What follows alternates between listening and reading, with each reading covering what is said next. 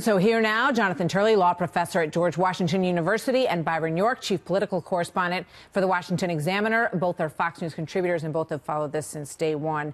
Byron, let me start with you. Your initial reaction when you read through these documents today?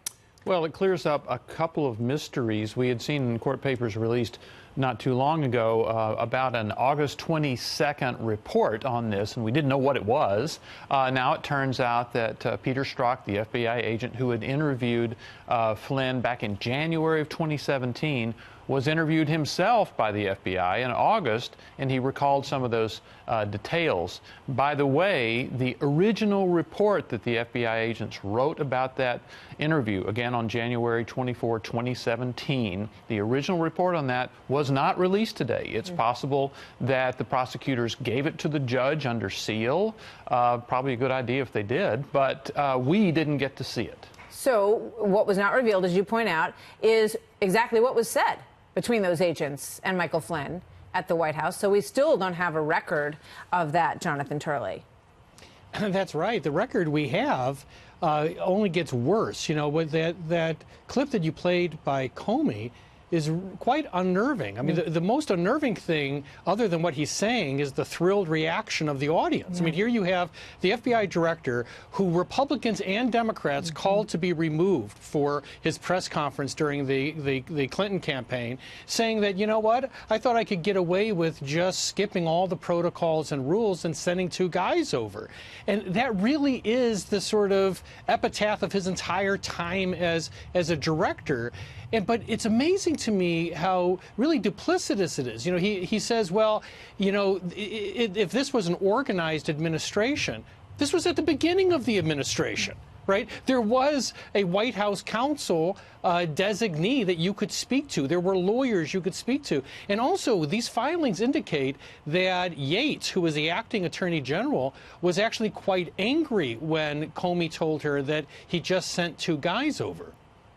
You know, I mean, there's a lot of arrogance, you know, that sort of is laced throughout this. Catherine mentioned one line that sort of jumped out at me, that Peter Strzok talked about Michael Flynn as, you know, bright, but not profoundly sophisticated. I'm not sure what the meaning of that is or how that's relevant in terms of the information that was exchanged. And when I spoke with Trey Gowdy the other day about the meeting that's coming up, because they're going to get James Comey in front of their committee again on Monday, here's what he said.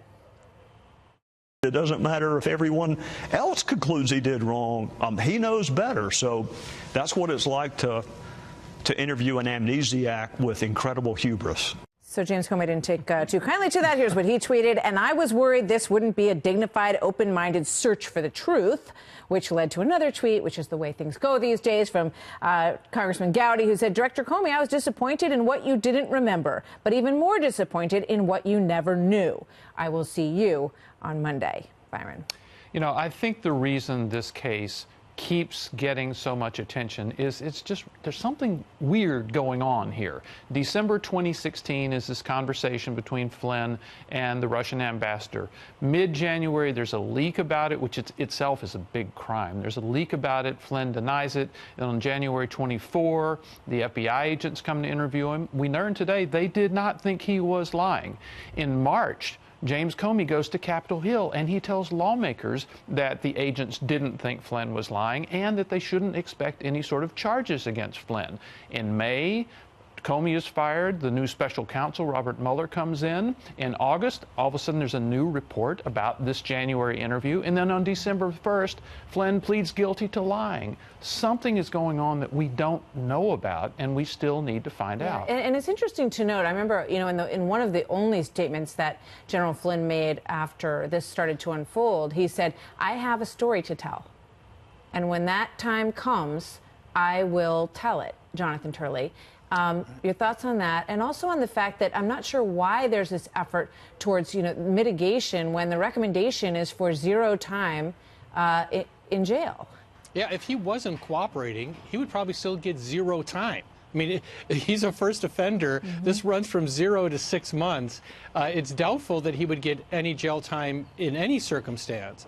Now, I think we have to be a little cautious with General Flynn. We don't know about some of the other things investigated. He had some very curious ties in these Turkish discussions, and there's been a lot of suggestions of rather sort of seedy types of plans that went on. We don't know the truth or falsity of those facts, but there's a lot more to be told. But what we do know is that for some reason, they were hunting for Flynn. You know, they say quite clearly, we intentionally didn't remind him that he's got to be careful in what he says to us. It can be a crime, which they did with other witnesses. They skipped the protocols and went directly to him, circumventing counsel in the White House.